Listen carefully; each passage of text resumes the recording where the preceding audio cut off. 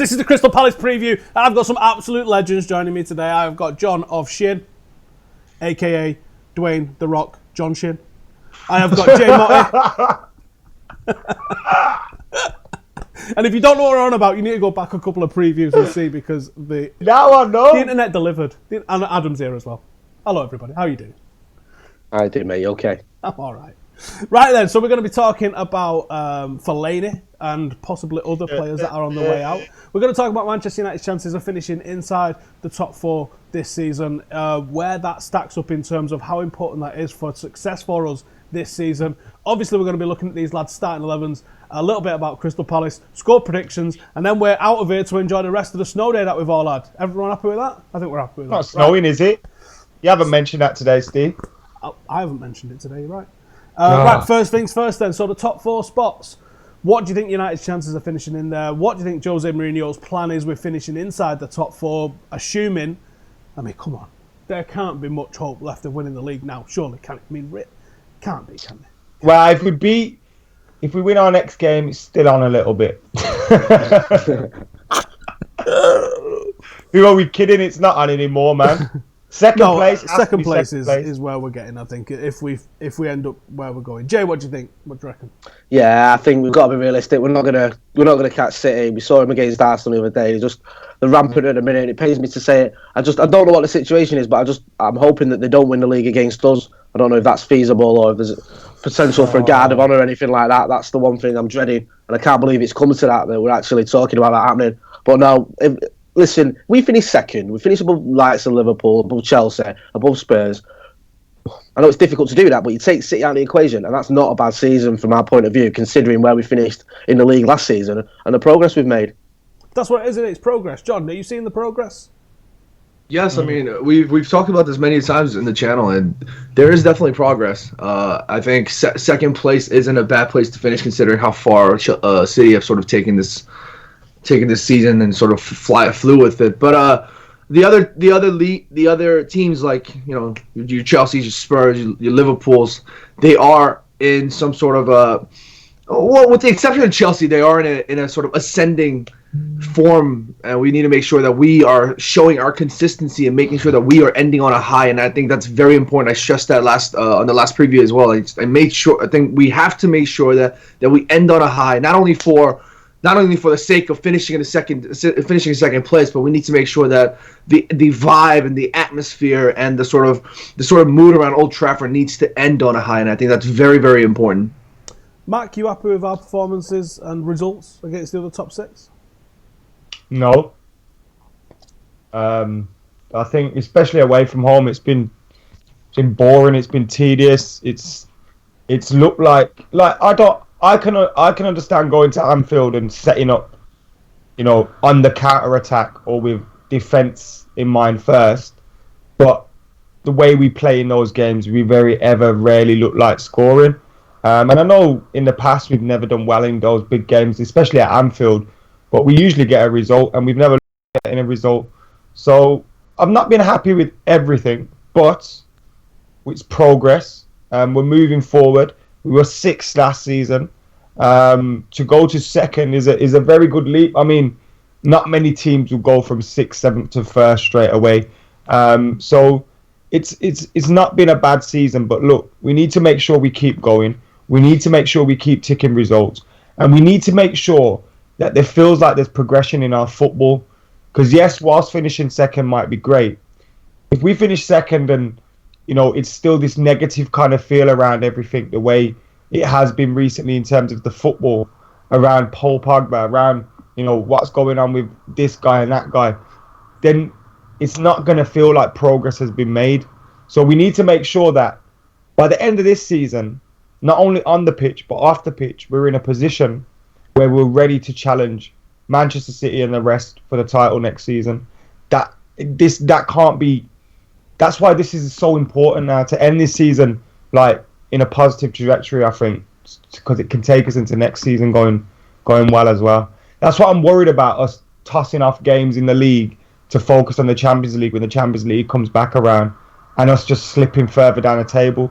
It's going to set bad trends for next season, and we don't want that. Jay, do you think that's something Mourinho could do?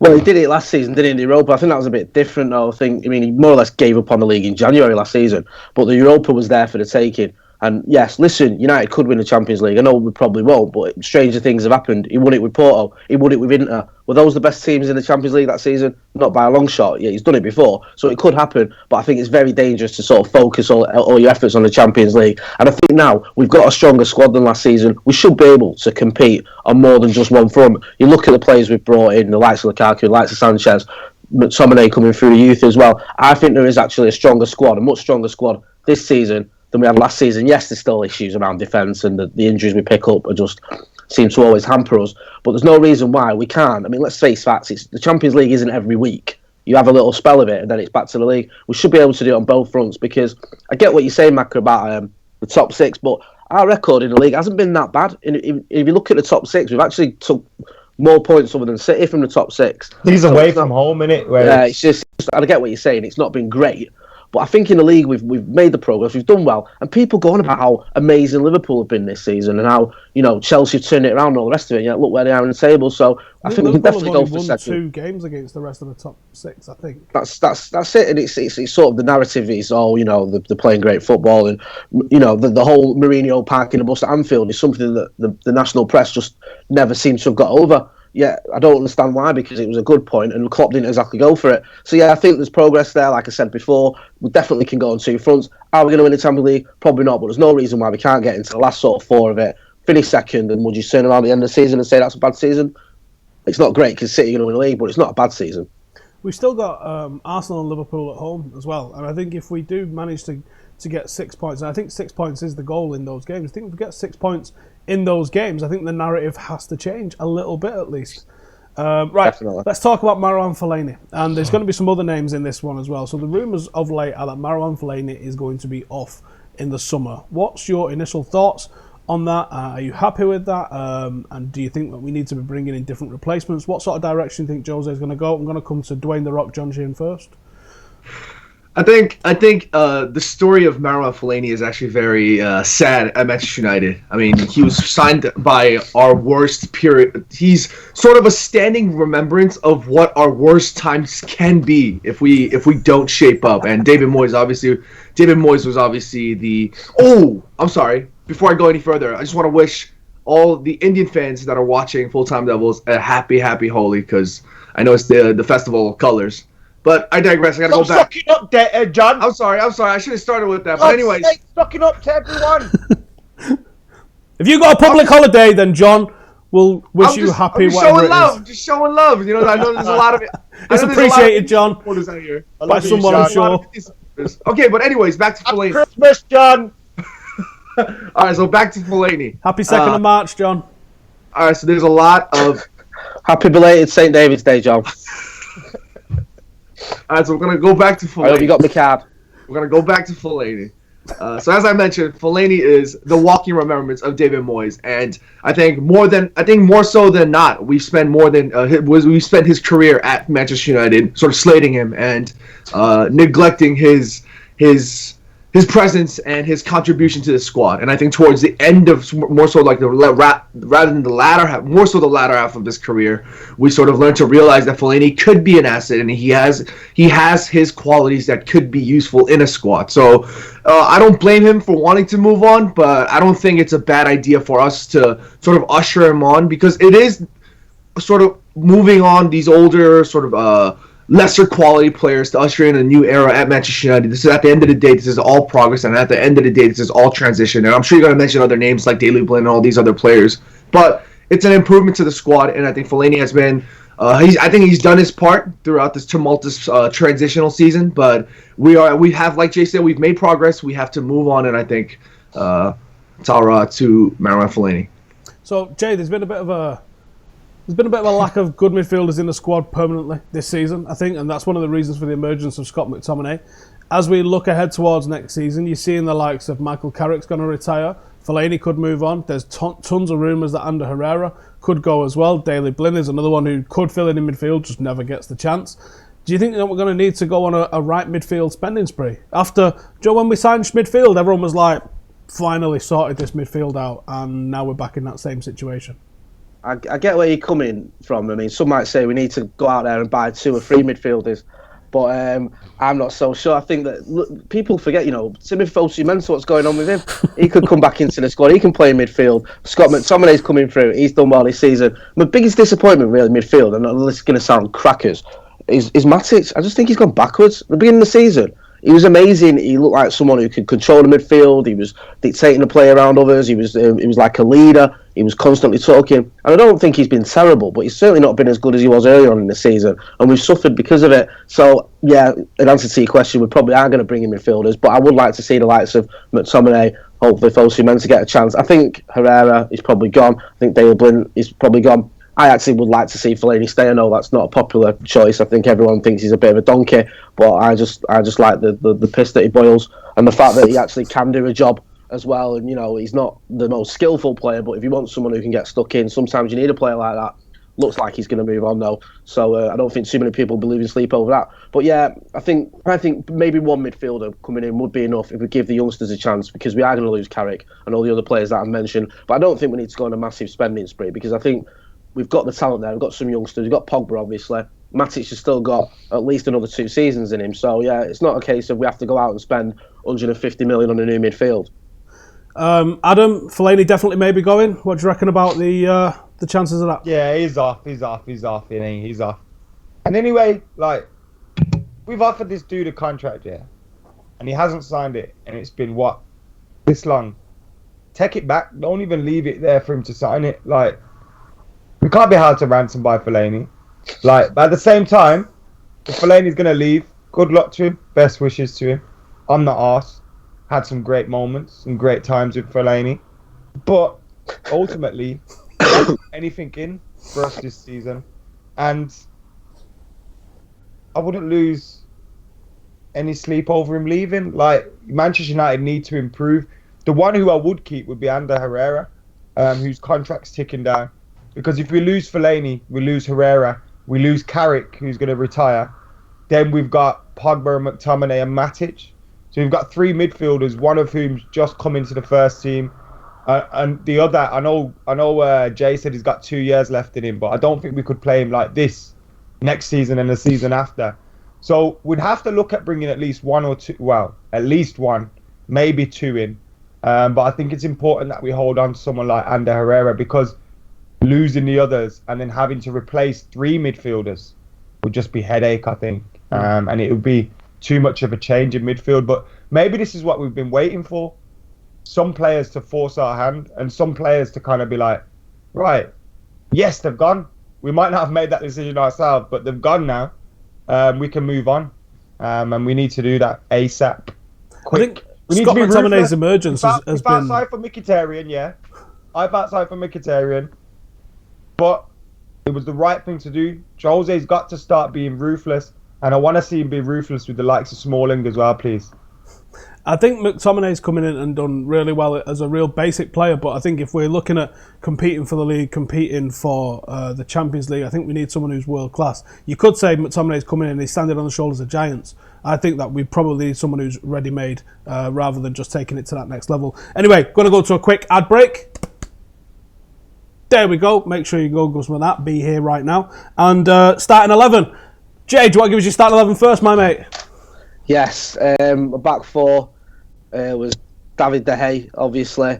I actually went with Luke Shaw at left back. I know that he doesn't seem to get a lot of games lately, and everyone always wants him. And everyone thinks, before kick-off, everyone's going, I can't believe Luke Shaw's not starting again, and why is he going with Ashley Young? I know your thoughts on Ashley Young, Howson, so I won't go there. But I've gone with a back 4 of Tony V, Smalling, Bailly and Shaw. Bailly's got to come back sooner or later. I'm hoping this will be the week he does, because I think we've missed him. Midfield 3 of Matic, McTominay and Paul Pogba. And a front 3 of Anthony Martial, Alexis Sanchez and Romelu Lukaku. Martial on the right. 4-3-3. Hopefully McTominay and Matic can do all the donkey work and let Pogba go forward a bit more. Martial on the right, Sanchez on the left. Yeah, why not? Because it's awful. That might be why not. Well, he's got to learn somehow. I think to play that good, he should be able to. I don't get this why he can't play on. He's got to play on the left. And he can't play on the right. Martial. I think if you just give him a bit of a run there, he'll come good there. And I think we have to try and get the best out of Sanchez because at the moment we're seeing glimpses, but we're not seeing what we've. Well, we're going to say what we spent money. We've got him on a free, but what we apparently gave him £1 million a day for. We're just not seeing that in a minute. So I think we need to try and get the best out of him. Lukaku's improved immensely in his all-round play. He's got a couple of goals recently, which hopefully can help him. And I think it is a bit of problematic in how do you fit in Martial or Rashford or Lingard or whoever. But someone's going to have to bite the bullet, and I'd give Martial a bit of a run on that side and just hopefully see him turn it around a bit. All right, we'll have to roll with it. John, what do you reckon? Start 11, mate. I went for a 4-3-3. I went David De in goal. I wrote a back four. I picked the back four with Shaw, Smalling, Lindelof, and Valencia. But I think Jose Mourinho's probably going to opt for Ashley Young now that I think about it. Towards this sort of, we're kind of in this final stretch period, and I think Jose Mourinho's going to want consistency. And then, unfortunately, as much as I hate to say this, I don't know why he continues to opt for Ashley Young, but I think he's probably going to go for Ashley Young. But anyways, I picked Shaw. I went for a midfield three of Pogba, Matic, McTominay. Consistency, of course, they were fantastic against Chelsea. With the front three of Sanchez, Lukaku, and Lingard. And I also feel for Martial a little bit here because I think he's been sort of pushed out to accommodate for Sanchez on the left, and obviously Martial doesn't provide his lethality that he provides on the left on the right hand side. So I think he's kind of getting pushed out, which I feel gutted for. But at the same time, consistency is what Jose Mourinho is probably going to be looking for. So this is the starting 11. Why can't we just play him on the left hand side? She's electric.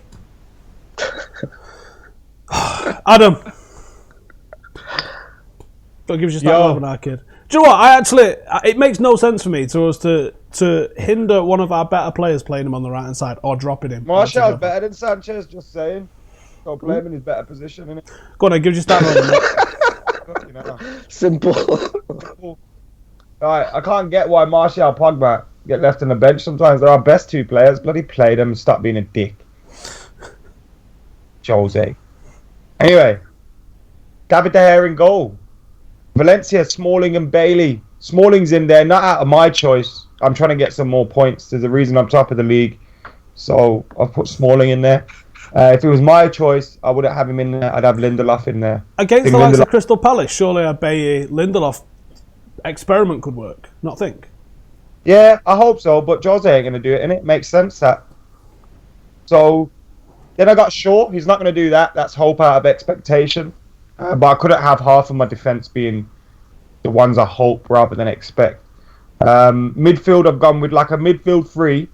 But I think after McTominay had a great game, I say great, had a good game the other day. He's not going to start this game, you know that, right? It's Jose, innit? So he's going to pull him out again. So Matic, Lingard and Pogba in like a midfield three. He said that he played that against Newcastle, which he... Keeping you awake, John? Huh? Sorry, John looks like he's ready to go to bed then. He's rolling away. Fuck off, John. Listen, will ya? John! Yes, sir. Give us the rest of your team, you celebrating into New Year too much, you. That's your problem. Every time I say a player, John, say yes. All right? Yeah. I want to know you're listening. Yeah. David De Gea. No. Valencia. Nah. Smalling. Nah. Bailly, Shaw, Matic, Lingard, Pogba, Martial, Lukaku, Alexis. Martial on the left. Alexis has been not great recently. The graphics got it the other way around. It's got you showing Martial on the right. But yeah, I understand what you're saying. Chris, why would I put Martial? Played into me because of that. And then you've gone and done it yourself. Hey, what's all that about? Producer Chris showing the importance of being idle. Right then, so let's get into the comments from all of you guys then. I'm definitely leading about 5-1. Albert says we need to fix the issues. Time just chasing waterfalls. You need to stop, mate. We need to fix the issues this season. Sanchez has to turn up. He hasn't done much before. That's not a bad point, you know. Sanchez has looked decent, but has not really produced it. But we do have to allow a little bit of time for settling in. The guy come in the middle of season, in the middle of the chaos that's happening. I'm sure he's going to come good. World-class player. Not even trying to pronounce that one. It says, haha, no chance of Champions League. Well, there is a chance. We've obviously shown that. We've got one of the best managers in the world. There's always a chance. YYE Gaming says the FA Cup not good enough. Godspeed says happy holiday to you too, John. McLaren says if it was World Book Day, Book Day this week. Where's the recognition? Yeah, John. I want the 5th book on a second shelf. Go. What is that? The 5th book on the second shelf. That's not the 5th. That's clearly the 1st. You think I can't count? Oh, it's actually a book about Gus Hiddink written in Korean. Send us that. I'll read that after you. Gus Hiddink's a fraud. Say No says, why does John have a lot of shoes in the background? Why are you asking questions? Are you the police? What's the matter with you? 'Cause you John, like do shoes. what Fat Joe did in Cribs and lick one of them. I'll tell you the on, real John. reason. It's so relatives Go on, don't walk in with the balls hanging out. That's the real reason. If you don't know what we're talking about, there's a lot of videos for you to go and search for and find because it's out there. Rush says replacement should be Cruz and Vidal. One of those would absolutely upgrade our midfield, undoubtedly. Jeff, hello Jeff, unbelievable Jeff, says Pogba should go. What? Pogba should go, but you boys love him. Jeff, you should go, mate, because Pogba's one of the best midfielders in this country, hands down. Are you mental? Jeff should go, and I don't love him. Yeah. Suleiman says, could Rashford start ahead of Lukaku? I think once he's fit, if he does persist with that 4-2-2-2-2-2-2-2 formation, there's a chance that they might play together. But clearly when you spend 75 million on a centre forward, the idea is to build a team around him and not have him playing instead of other people playing instead of him.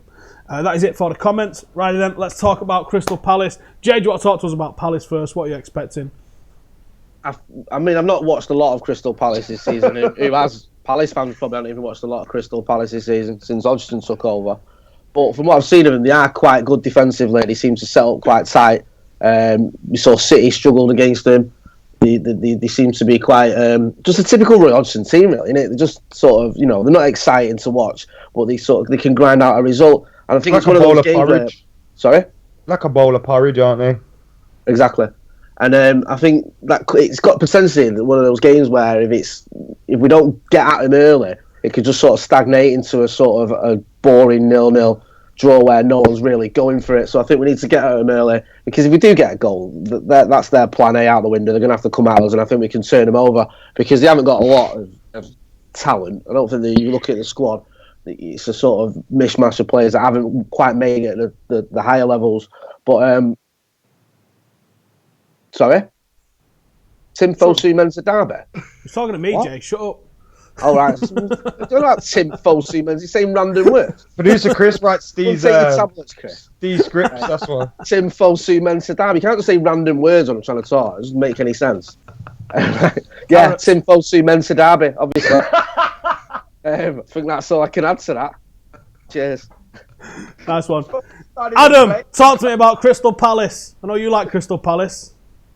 Isn't that against Crystal Palace in the background, actually?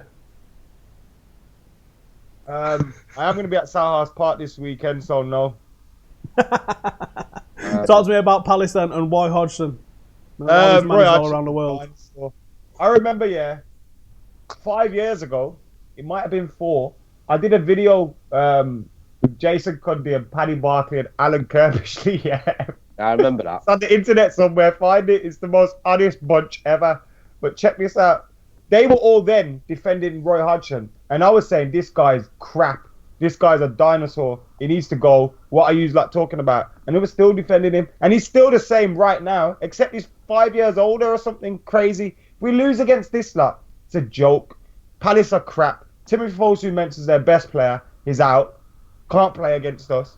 So we need to be beating them. I know the Howd City to a 0-0 draw could have won 1-0. I know they held Spurs very, very long until Harry Kane scored at the end. But these lot have got a hell of a lot of injuries. No Zaha, potentially no Kabay, although I may have read that wrong. But they've got a lot of players out, and we should be slapping them. Whether it's home or away, I don't care. We need to be slapping them. We need to be going for these lot. Treat it like a home game. Get at them. Get the first goal. And like Jay said, they will crumble like a digestive. What a mad metaphor. Yeah, it's a Timothy Fosu Mensah derby. John, what do we know about Crystal Palace? I think Jay's spot. Who nobody has really watched Crystal Palace a lot, to be fair. But I've watched a few. I've watched their last performance against Tottenham, where Harry Kane scored that really late goal, and that sort of triggered me to go watching all these other previous highlights and match reels. And they were horrible defensively. I thought they made so many individual errors. It's like I just could not understand for the life of me how they were able to sort of galvanize a team that's just constantly making individual errors. So I think that's going to come into a big advantage for us, especially with the players like your Alexis Sanchez, your Martial. Which this I wouldn't be surprised. I would have loved to have Martial start on the right hand side alongside Alexis Sanchez, because with the front three of Martial, Alexis Sanchez, and Lukaku, I think that would have been a fantastic opportunity for us to be able to exploit their individual frailties and go at them with our personal individual brilliance, for that matter. But it's just we need to be. I think Adam's got it. We need to be able to push them forward. We need to not sit back. Of course, Crystal Palace are sitting 17th, and they're gonna be probably fighting for their last breath to try and get something out of this game. But that's the opportunity for us to be able to exploit that game in the middle of the park with the midfield three, get the ball out to our front boys, and to be able to exploit their miseries and get goals out of that. That's where our strengths are. Our strengths are in what's going forward. And we're not the sort of team that can sit back and try and fend the lead. We need to go forward and boom, shake the room. That's what you've got to do. John, what score prediction are you going for, mate? Tick. I think I'm gonna go for a 2-0. I've been pretty good with these, so I'm gonna go for a 2-0 win. Jay, what Yeah, score shame you you going ain't been good with your teams, eh, John? Yeah, you're right. Marty, score? I reckon it's going to be a 0-0. Nice one, Jay. I hope I'm wrong, obviously. Thanks for that. Thanks, Jay. Sorry. It's a bit Thanks, of a pair of bad news. You know what I mean? It's the first time you've Don't been want on to this let you season. all down, but If it's 0-0, just know it's Jay's fault. it's all my fault. Do you know what I mean? Come on. Adam, Not give us your wrong score with it. prediction, please, son. We're gonna win 4-0. 4-0 FC coming back. I don't. We're not really gonna win 4-0. I'm just being stupid. We'll win, Oh, get it then. but not 4-0. Right then, thank you lot for joining us. Make sure you lot get your score predictions in below and your team predictions, your formation predictions. Make sure to go and check out yesterday's podcast because Gaz had an absolute meltdown at someone phoning up. You definitely need to go and check that out. You need to go and see Gaz just losing his mind altogether. Go check that out. Make sure to go and give Jay a follow on Twitter, John a follow on Twitter, me and Adam as well. We'll put all the links in the description below. Thank you for watching. Subscribe if you're brand new around here. I think we're now the second biggest United channel on YouTube. There's some, I don't know, Derby. Florida-based organisation has overtook us. Thank you for joining us. We'll see you in a bit.